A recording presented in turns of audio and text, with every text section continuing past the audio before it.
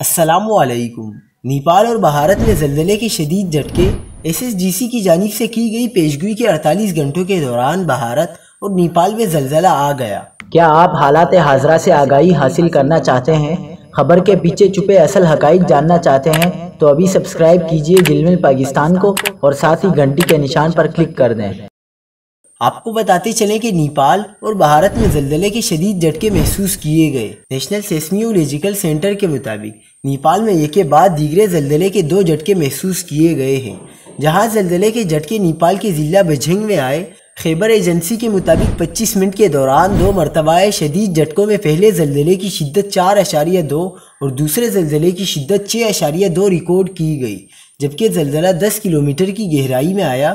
خیبر agency کا بتانا ہے کہ نیپال میں آئے زلزلے سے کسی نقصان کی کوئی رپورٹ نہیں ملی۔ دوسری جانب زلزلے کے جھٹکے بھارتی ریاست نئی دہلی، اتر پردیش سمیت دیگر بھارتی شہروں میں بھی محسوس کیے گئے ہیں۔ پاکستان میں بھی زلزلے سے نمٹنے کے لیے فرضی مشقیں کی جا رہی ہیں اور تمام ادارے ہائی الرٹ کر دیے گئے ہیں۔